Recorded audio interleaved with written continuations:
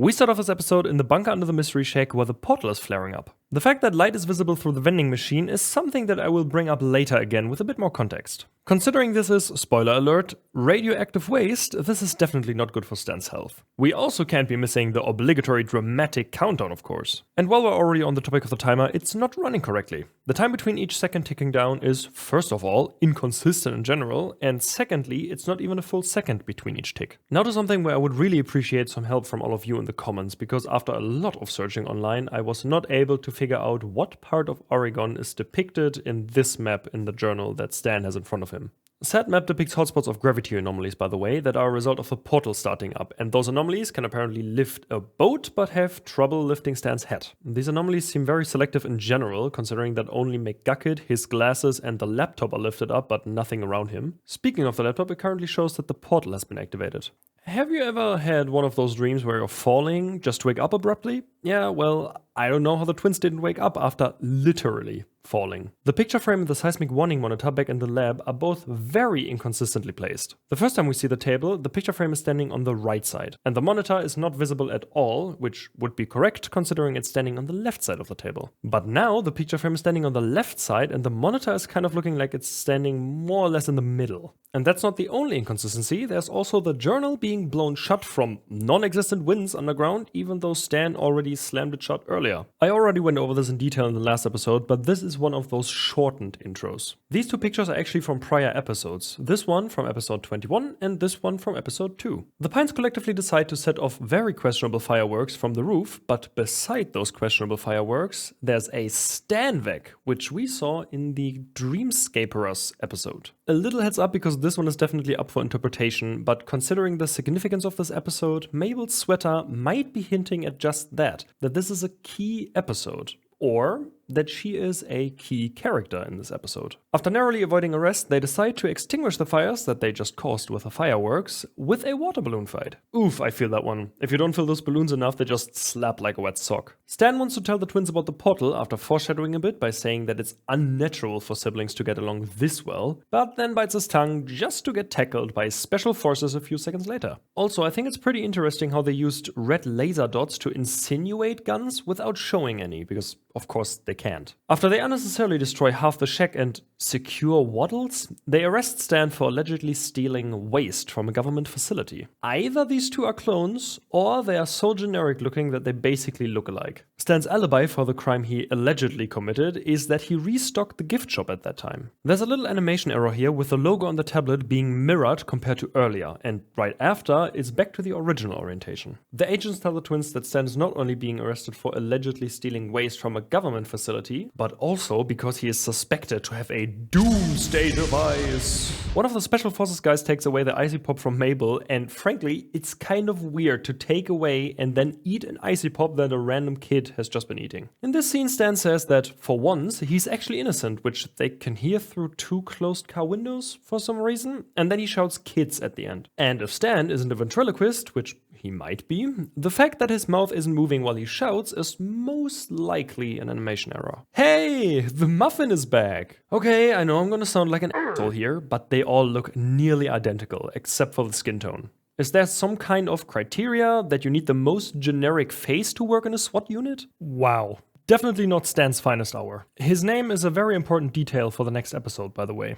Okay, now to the big detective board thingy. There's not a whole lot of stuff here, but there are a few interesting things. First of all, at least according to the report card, he's fairly intelligent. Why is that interesting? Well, because the next episode refutes that point, but we cross that bridge when we get there. Because this episode is more of a setup for everything coming after that. The second interesting detail is that there's no match for his fingerprints. The reason for that is probably that the fingerprints are neither matched to the name Stanford Pines nor to any other living person, which is underlined by more hints given on the board.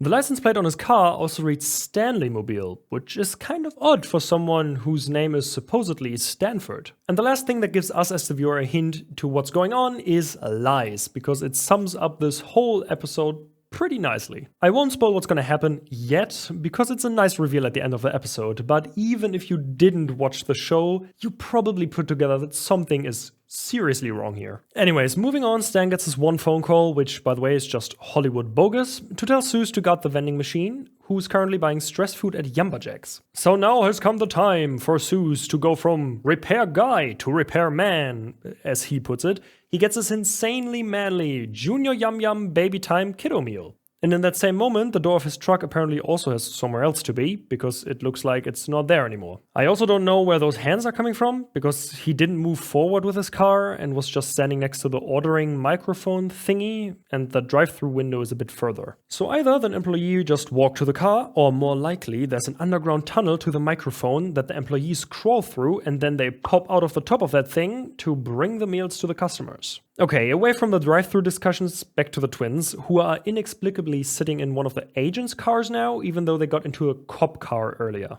Agent Powers calls through the intercom on that car and says they have Mr. Pines in custody, which is kind of interesting, because if he would have said Stanford Pines, the twins might have known something was up. To be fair though, I can't really remember if they even know his name, besides seeing his license plate. Now the twins' plan is to go back to the mystery shack and confirm that Stan was actually restocking at the time of the crime like he said he was. And the way they escape from the agent's car is by angering Manly Dan, who is a die-hard several times fan. Average Swiftie reaction to anyone saying anything slightly negative about her or her music. This is a joke, by the way, so I don't get flooded in the comments. This is a joke. It's just for comedy purposes. I'm not trying to offend anyone. If you're a Taylor Swift fan, that's completely fine. It's just a joke. Something cool I just noticed while editing this scene is this yellow ribbon that you might have seen a pink variant of, which is a symbol of breast cancer awareness and support. There's a multitude of ribbons, each regarding a different kind of cancer, this one standing for bone cancer. So, thank you to Gravity Falls for including this little but very important detail.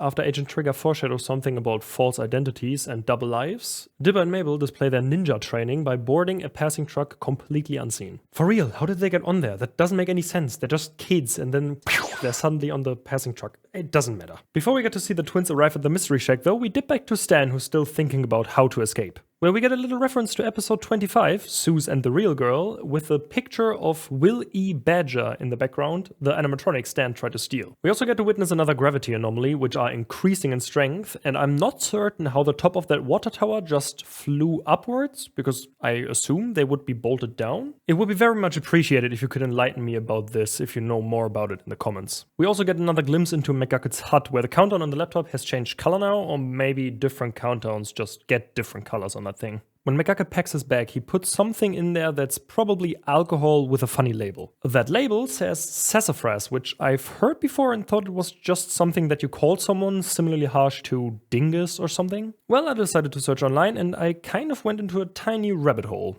Because originally it's the name of an Eastern North American tree whose bark was used as a flavoring agent, for example in old root beer recipes or as a medicine. Though apparently it's also a slang for MDA, according to Ramblin' Rose on Urban Dictionary. Or, as I said earlier, it was used to refer to someone who's sassy, according to Killer Queen and Gay Horse Tongue Out Smiley on Urban Dictionary as well. Though in those cases it's written with 2 S instead of 1, but I think it still counts. And everyone knows that Urban Dictionary is the best source on the internet for factually correct information. In the end, just take your pick, I suppose.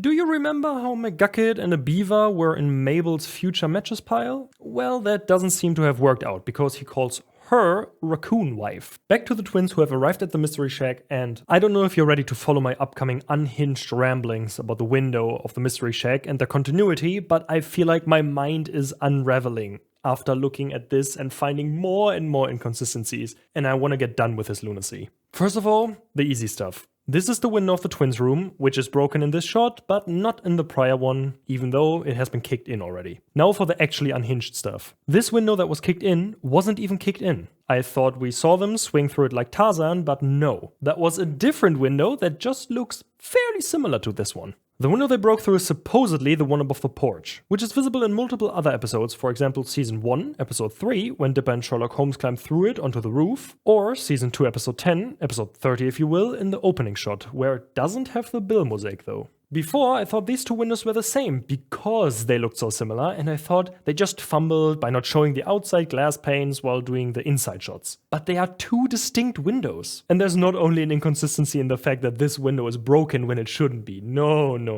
There's more. This window should, judging by its placement, lead to the twins' room. But we've never seen that being the case. The only window we see leading to their room is this one. So you might be thinking, didn't you just say that that's the porch window? And you know what? I did say that, because that's actually what I thought. But I can't even say that I lied about that, because I noticed that the layout of the shack is completely broken and senseless. This window should be the one above the porch, judging by this shot. But that doesn't make sense, because the twins' room, and thus its door, is opposite of the porch, underlined by the inside shot. But if it was the porch window and this reference is still correct, then the room would need to be here, which it clearly isn't. And looking at the layout of the stairs, this window should also not be pointing towards the porch, meaning towards the main entrance of the shack. It should be pointing towards the side where the other windows are that started this whole confusion, but there is no second window on that side of the roof. This madness seems to have gotten to the point where even the animators got kind of confused,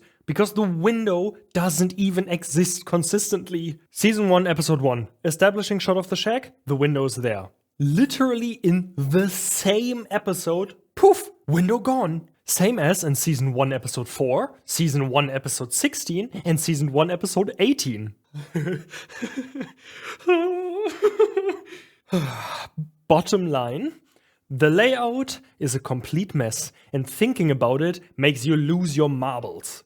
Thus concludes my crazy window ramblings, and we move on to this thing, who also always somehow finds its way back into the show. The twins use the grappling hook to get into the shack again, which is nice, that they didn't forget that thing exists. Oh yeah, Bill Cipher, by the way. The shack is riddled with little ciphers, which probably doesn't mean anything. The twins somehow manage to get into Stan's office without being detected and start searching for the surveillance tapes. None of these books are really remarkable to have for Stan, except for two. The Glass Shower Beach High Yearbook, which is the name of a high school he went to, and Daddy Issues, which will also be explored more in the next episode. The secret lever on the anti-rabbit, as Mabel calls it, being visible even when they enter the room, is a pretty nice detail. Dipper corrects her, saying that it's called a jackalope, and if you've watched Mysteries of Gravity Falls from the first episode onwards, first of all, thank you. Then you'd also remember that I talked about the jackalope in the first episode because one of them is standing in the museum. Oof, it's rough to watch those older episodes. They find the secret surveillance compartment, and I think someone accidentally flipped the reflection on the monitor. Or this thing outputs a live feed of a built-in camera, because if you use the inside camera on your phone to take a picture, it would also be flipped in this way. Oh, animation error spotted. This is the old decor layout of the gift shop, with the unibear still on the wall instead of the salmon. To rationalize Stan's long absence seen on the tapes, Mabel suggests he might have gone to the bathroom outdoors, like nature intended. Who the hell goes to the bathroom for 1 hour and 10 minutes? If you felt called out right now, then maybe go talk to a doctor, because that cannot be healthy. So yeah, they find out that Stan did indeed steal that waste, and that he was leading secret lives and used false identities. What a shocker. They also find an answer to why in a newspaper, which mentions that foul play is suspected in the death of Stan Pines. The same newspaper also made a prediction that didn't hold up too well. There's also a picture of Stan titled Grifter at Large, though Dipper puts an unnamed in there. He even asked why they called him unnamed. They didn't, Dipper.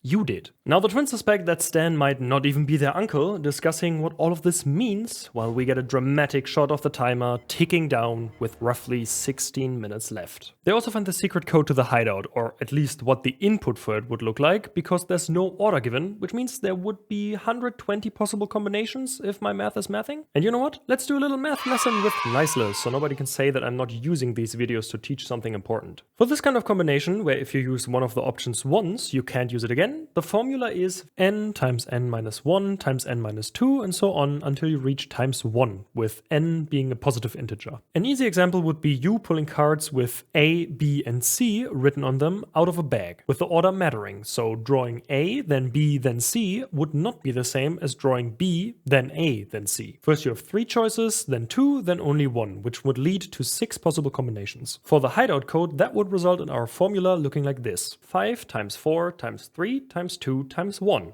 Or in other words, 5 factorial, which is 120. Please put any corrections in the comments if I made a mistake here, otherwise this would kinda be a bad lesson. After Mabel recognizes that this is the vending machine keypad, we jump over to Stan with the time still ticking down. Though he manages to escape when the next anomaly hits, and how Agent Powers didn't notice the ticking timer on Stan's wrist or how he didn't even care is beyond me, by the way. Maybe he didn't pay any attention to it because he thought it was just a watch. I can stomach the fact that you can't see the giant plaque on the door of the police station in this scene. But there is one thing that I will not tolerate. Why are there only 4 steps on the stairs when there should be 7? Ha! Jokes aside, it's probably because it would be unnecessarily detailed. Stan also shows that this right here was not an exaggeration, because he breaks the chair in pretty much 0G by sitting down on it onto the wall. What I'm trying to say is that he's basically Houdini. A cool little detail right here is that the cable of the lamp is curved because the lamp is floating upwards. After Stan pays a taxi driver to be a decoy getaway, basically turning him into an accomplice and sending him straight to jail if he gets caught, the blind eye symbol is visible in the background. I know it's a funny action scene thing to have garbage cans flying around, but this is just somebody in Gravity Falls being really negligent, leaving that thing standing in the middle of the road. Back at the shack there are now 2 identical cop cars, and I mean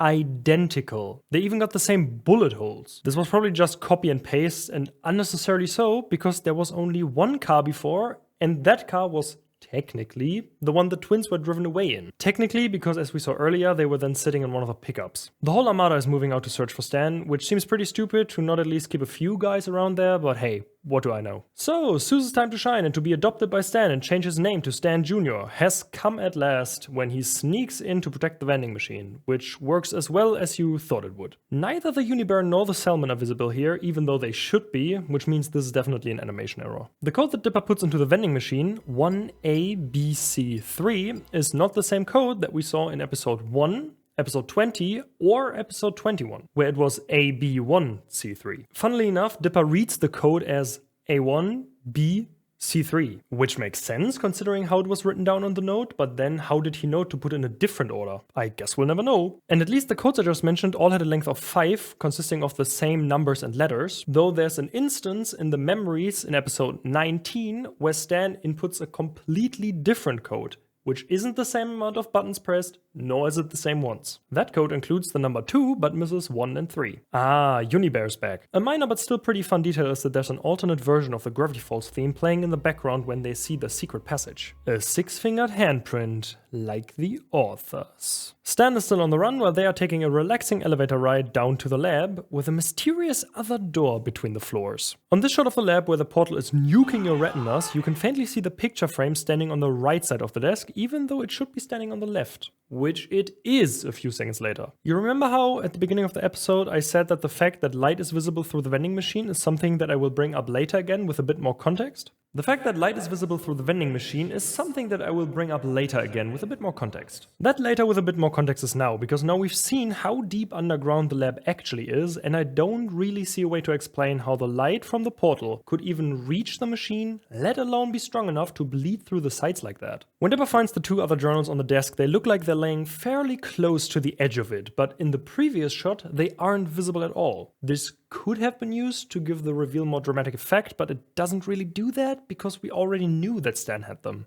Now Dipper has a crash out over Stan having the journals and lying about it, and he uses his insano legs to kick a sizable dent into a metal plate of one of the machines. This kid is truly a menace. Oh damn, wrong journal order detected. Bum bum. Huge reveal, turns out the journals combined show the portal. The group manages to find the hidden warnings about the portal's destructive capabilities, which seems a bit contradictory. Hidden warnings? Especially when it's about an actual doomsday device. Anyways, while Dipper is narrating the top part of the warnings, everyone is moving their eyes like they're reading the bottom part. He also reads out the line, "I was deceived and now it is too late," which isn't even written anywhere on the pages. And after Suze drops a final countdown reference, Dipper wants to shut down the portal. With a lot of dramatic timing from Dipper, Stan manages to intervene before they can hit the shutoff. They were definitely not standing this way a second earlier, because then we wouldn't have been able to see the entrance. Instead, we would have looked directly at Dipper. While Stan tries to calm them down, Dipper is berating him about lying before another anomaly hits. Everything starts flying, including the goat. And I think the chances of everyone in these cars surviving a fall from pretty high up seems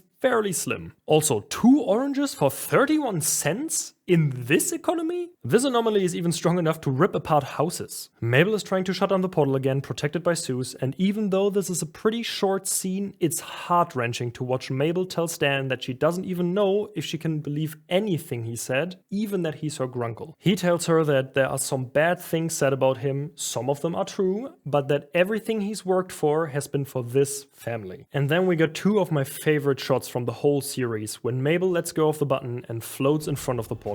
And then everyone gets Thanos'd. I don't know where the roofs of the houses went that we saw a few seconds earlier, because they didn't seem to fall down here. After everyone hits the floor, with Zeus most likely breaking several bones, we get the insane reveal of the author, aka Stan's brother, stepping out of the portal. And that's where we make the cut, with a little look at the next episode, but for that, you'll have to come back next time. I hope you enjoyed this episode of Mysteries of Gravity Falls. I think this episode is great. It has good pacing and it keeps up the tension throughout the whole episode until the end, where they hit you with a big climax and reveal of the author. And the fact that he's Stan's brother makes this whole reveal even better. For me, it's definitely one of the best episodes in the series. Now to the standard content creator bit. If you liked the video, leave a like. If you didn't like the video, leave a dislike. And if you don't want to miss any of the upcoming episodes, then maybe consider subscribing. It would be very much appreciated. Other than that, I hope to see you in the next episode of Mysteries of Gravity Falls. Until then, see ya!